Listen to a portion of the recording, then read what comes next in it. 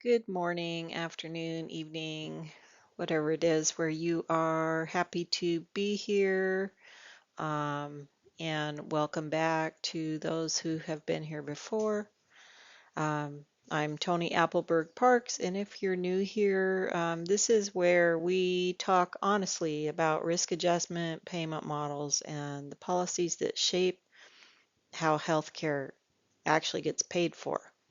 So, I spend my time working with health plans, providers, and ops teams who are trying to make sense of constant regulatory change. So, without losing sight of patient care or financial reality, we make every attempt to do this. But my goal in this video in particular is simple. I want to break down what's coming, what actually matters, and what you should be doing about it.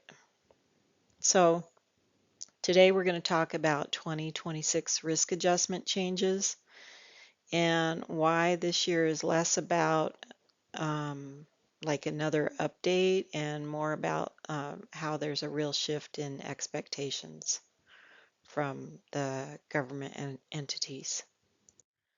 So why is 2026 different? Um, Risk adjustments always evolving, right? Constantly changing. So that part's not new to us.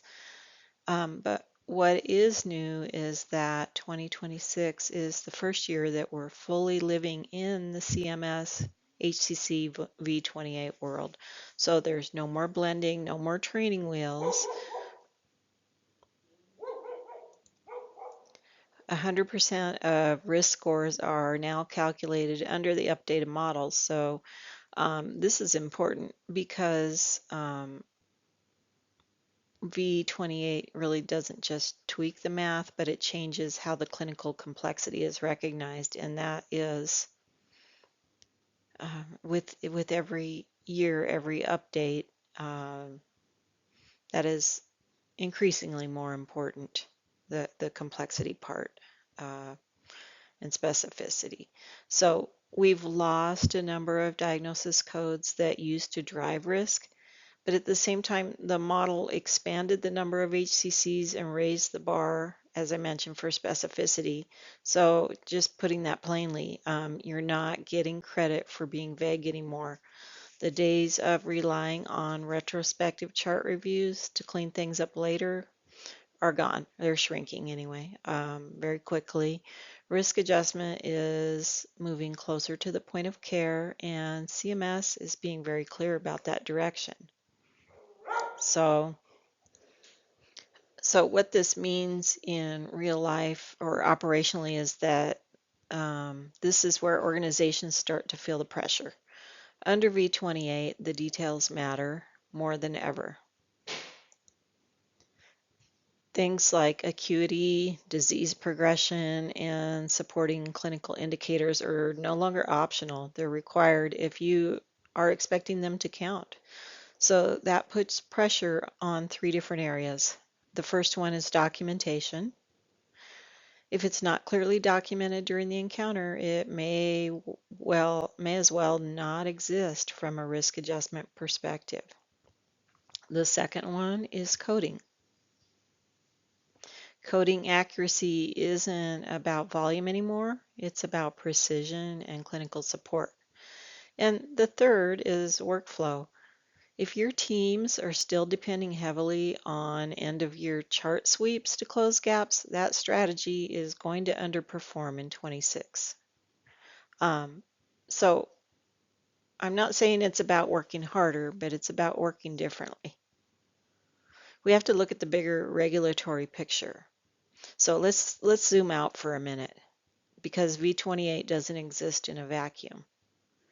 What we're also seeing is increased scrutiny around the RADV audits, a huge ramping up in the ability and intent to perform those RADV audits, a continued emphasis on program integrity, and broader policy shifts aimed at aligning payment with documented clinical reality. So no assumptions. CMS has been consistent on this point, and risk adjustment should reflect true patient complexity, supported by solid documentation captured in real time. So, if it feels like the margin for error is getting smaller, that's absolutely because it is. So, okay, so what should you be doing now? What should you as an organization be doing now? Let's talk about actions.